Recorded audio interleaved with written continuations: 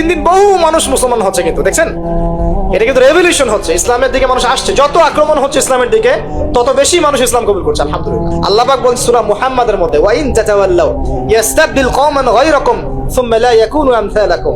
তোমরা মুসলমানরা যদি না পারো, আমি খ্রিস্টান, হিন্দু, বৌদ্ধ তাদেরকে, কুফফারদেরকে হেদায়েত দিয়ে ইসলামে নিয়ে আসবো, তারা আমার হয়ে লড়বে ইনশাআল্লাহ। এটা আল্লাহ পাকের হিকমা। দেখছেন না দিন দিন মানুষ মুসলিম হচ্ছে না, দিন দিন বহু মানুষ মুসলমান হচ্ছে, কিন্তু দেখছেন এটা কিন্তু রেভলিউশন হচ্ছে, ইসলামের দিকে মানুষ আসছে। যত আক্রমণ হচ্ছে ইসলামের দিকে তত বেশি মানুষ ইসলাম কবুল করছে, আলহামদুলিল্লাহ। আর আমরা পিছিয়ে পড়ছি। এই যে আমরা যে গরু খাওয়া মুসলিম হয়েছি, আমরা যে জুমার দিন নামাজ পড়া মুসলিম হয়েছি, আমরা মুসলিম পরিবারে জন্মগ্রহণ করে আব্দুর রহমান, আব্দুর রহিম নাম নিয়ে বসে আছি, কিন্তু আসলে রহমানের বান্দার বৈশিষ্ট্য কি আমি জানি না। আল্লাহ পাক আমাদেরকে হেফাজত করুন, আমিন। হতাশ হব না আমরা ইনশাআল্লাহ। একবার, খালি একবার যদি তওবা করে ফিরে আসি, আল্লাহ পাক দুনিয়াও দিবে ইনশাআল্লাহ, আখিরাতও দিবে ইনশাআল্লাহ। খালি একবার বলতে হবে, আস্তাগফিরুল্লাহাল্লাযী লা ইলাহা ইল্লা হুয়াল হাইয়ুল কাইয়্যুম ওয়া আতুবু ইলাইহি। আল্লাহ, জীবনে যা পাপ করেছি মাফ করে দাও, আগামী জীবনে হায়াতের রিজিকে বরকত দাও, এবং পুরো জীবন যেন ইসলাম পালন করতে পারি, প্রচার করতে পারি, প্রসার করতে পারি, মানুষের মাঝখানে দিনের ভালো কথা বলতে পারি, আল্লাহ পাক দিনের বিজয় যেন অংশ নিতে পারি, সে তৌফিক আল্লাহ পাক দান করুন। আল্লাহ পাক কবুল করার মালিক না? একটা কাপড় ধুতে এক বালতি পানি লাগে, কিন্তু জীবনের সমস্ত গোনাহ ধুয়ে ফেলতে চোখের এক ফোঁটা পানি যথেষ্ট ইনশাআল্লাহ। আল্লাহ পাক কবুল করুন, আমিন। কিভাবে উত্তরণ হবে? উত্তর 1 নাম্বার, ভাই 10টা পয়েন্ট বলবো, জাস্ট 10টা, জাস্ট বলে দিচ্ছি। বিস্তারিত ব্যাখ্যা আপনারা পরে নিজেরা স্টাডি করবেন। প্রথম কথা হচ্ছে আমাদের সবাইকে তওবা করে ফিরে আসতে হবে। পারবো ইনশাআল্লাহ? আল্লাহ পাক বলেন, তুবু ইলাল্লাহি জামিআন আইয়ুহাল মুমিনুন। হে মুমিনগণ, তোমরা একসাথে ঐক্যবদ্ধভাবে আল্লাহর কাছে তওবা করো, আল্লাহ তোমাদেরকে সফল করবে ইনশাআল্লাহ তাআলা। আমরা তওবা করি, বলি আস্তাগফিরুল্লাহ আল্লাযী লা ইলাহা ইল্লা হুয়াল হাইয়ুল কাইয়্যুম ওয়া আতুবু ইলাইহি। আমরা আল্লাহর কাছে তওবা করছি, আমরা সারা জীবন যে পাপ করেছি আল্লাহ পাক যেন মাফ করে দেন, এবং আমাদের নেক হায়াতে যেন আল্লাহ পাক বরকত দান করেন, এবং আমাদেরকে পুরো জীবন যেন ইসলাম পালন করার তৌফিক দান করেন। মধ্যমপন্থী হবেন, চরমপন্থী হবেন না, ইসলামের নামে কোনো সন্ত্রাসী কর্মকাণ্ডে যাবেন না, আবার শৈথিলতাবাদী হবেন না, গোলালু মার্কা মানে সব তরকারিতে গা ভাসিয়ে দিবেন না। মধ্যমপন্থী থাকবেন, ইনশাআল্লাহ দেখবেন ইসলামের বিজয় হবে ইনশাআল্লাহ। আল্লাহ পাক তৌফিক এনায়েত করুন। 1 নাম্বার কাজ তওবা করে ফিরে আসা। 2 নাম্বার, আমাদের সবাইকে দিনের জ্ঞান চর্চা করতে হবে। রাজি আছি ইনশাআল্লাহ? আল্লাহ পাক তৌফিক এনায়েত করুন, আমিন। 3 নাম্বার, অবশ্যই জানা অনুযায়ী সবাইকে আমল করার চেষ্টা করতে হবে, নবীর সুন্নত বাস্তবায়ন করতে হবে। তৌফিক এনায়েত করুন আল্লাহ পাক, আমিন। আল্লাহ পাক আমাকে আগে তৌফিক দান করুন, এরপর আপনাদের সবাইকে তৌফিক দান করুন, যাতে করে আমরা দিনের 24 ঘন্টা প্রতিটা কাজ নবী সাল্লাল্লাহু আলাইহি ওয়াসাল্লামের সুন্নাহ মতো করতে পারি, আমিন। 4 নাম্বার, আমাদের সবাইকেই হালাল রিজিক খাওয়ার চেষ্টা করতে হবে। হালাল রিজিক অল্প হলেও এটাতেই তুষ্ট থাকতে হবে। যদি আমাদের 20,000, 30,000, 50,000 টাকায় মাস চলে যায়, বাইরের দিকে তাকার দরকার নাই, এটুকু সন্তুষ্ট থাকি, দুনিয়ার জীবন ইনশাআল্লাহ কেটে যাবে ইনশাআল্লাহ। যার 1 তালা বাড়ি আছে, 2 তালার স্বপ্নে বিভোর হওয়ার প্রয়োজন নাই, 5 তালা আছে, 10 তালার স্বপ্নে বিভোর হওয়ার দরকার নাই। যা আছে সন্তুষ্ট থাকেন, হালালে সন্তুষ্ট থাকেন, ইনশাআল্লাহ এতেই আল্লাহ পাক বরকত দেবে ইনশাআল্লাহ। আল্লাহ পাক কবুল করুন, আমিন। আল্লাহ পাক ধনী হতে নিষেধ করেন নাই, অর্থ উপার্জন করতেও নিষেধ করেন নাই, কিন্তু মালের হকটা আদায় করতে হবে।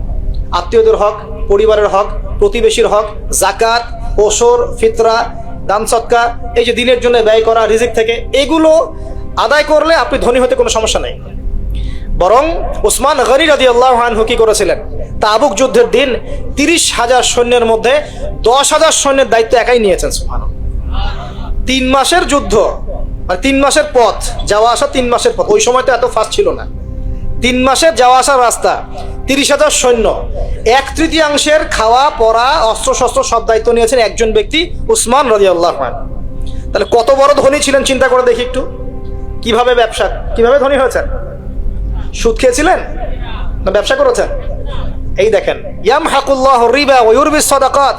আল্লাহ পাক সদকায় বরকত দেন, রিবাকে ধ্বংস করে দেন। আর যারা সুদখোর তারা বলে ইন্নামাল বাইউ মিসলুর রিবা, সুদ আর ব্যবসা একই জিনিস, তারা বলে। আল্লাহ পাক বলছেন ওয়া আহাল্লাল্লাহুল বাই'a ওয়া হাররামা রিবা। আল্লাহ পাক সুদকে হারাম করেছেন, ব্যবসাকে কি করেছেন? হালাল। ওসমান রাদিয়াল্লাহু আনহু ব্যবসায়ী ছিলেন, ব্যবসা করে দেখেন কি করেছেন, আলহামদুলিল্লাহ। দুর্ভাগ্য, এটা দুঃখজনক যে নিজের টাকা খরচ করে রুমা কুক করে দিয়েছেন, সেই কূপ থেকে মানুষ তাকে শেষ বয়সে পানি পান করতে দেয় নাই, জানেন? এই হলো ইসলামের ইতিহাস। প্রিয় ভাইরা, হালাল খাওয়ার চেষ্টা করি, আল্লাহ পাক তৌফিক এনায়েত করুন। আমিন। 5 নাম্বার হচ্ছে আমাদের পরিবারটা গড়তে হবে আদর্শ পরিবার। আমাদের পরিবারের মধ্যে বে ইসলামী কোনো কিছু স্থান দেওয়া যাবে না। দেশ রাষ্ট্র বিশ্ব কই যায় যাক, নিজের পরিবার আগে।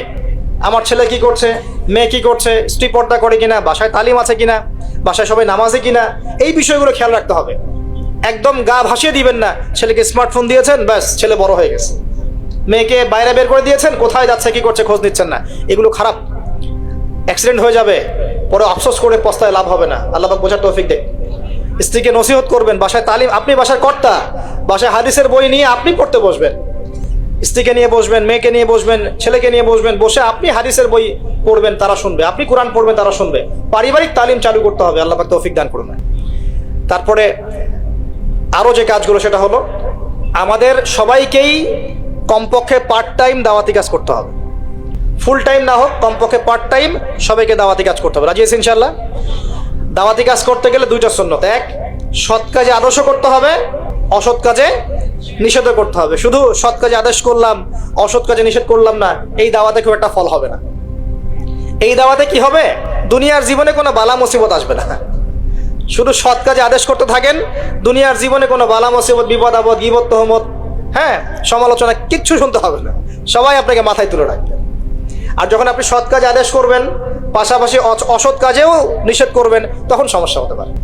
কিন্তু এটাই নবীদের সুন্নাত, কুনতুম খায়রা উম্মাহ উখরিজাত লিন-নাস, তোমরা শ্রেষ্ঠ উম্মত, তোমাদেরকে বের করা হয়েছে মানব জাতির কল্যাণের জন্য। সূরা আলে ইমরান 110 নম্বর আয়াত। তোমাদের কাজ 3টা, তা'মুরুনা বিল মা'রুফ, তোমরা সৎ কাজে আদেশ করবে, ওয়া তানহাউনা আনিল মুনকার, অসৎ কাজে নিষেধ করবে, ওয়া তু'মিনুনা বিল্লাহ, এবং আল্লাহর প্রতি ঈমান রাখবে। আল্লাহ পাক তৌফিক দান। এরপর 8 নাম্বার হচ্ছে আমাদের পরবর্তী প্রজন্ম যারা, আমাদের সন্তান-সন্ততি যারা আছে, ওদেরকে ছোটবেলা থেকেই আগামী বিশ্বের জন্য উপযোগী করে মানুষ করতে হবে। আল্লাহ পাক তৌফিক দান করুন। আমিন। 9 নাম্বার, আমাদের সবাইকে আল্লাহ পাক কিছু প্রতিভা দিয়েছেন। কাউকে লেখার ক্ষমতা, কাউকে বলার, কাউকে অর্থ সম্পদ, কাউকে ক্ষমতা। যাকে আল্লাহ পাক যা দিয়েছেন, এই জিনিসটাকে আল্লাহ নেয়ামত মনে করে ইসলামের স্বার্থে ব্যয় করলে দিনের বিজয় হবে ইনশাআল্লাহ। পারা যাবেন ইনশাআল্লাহ।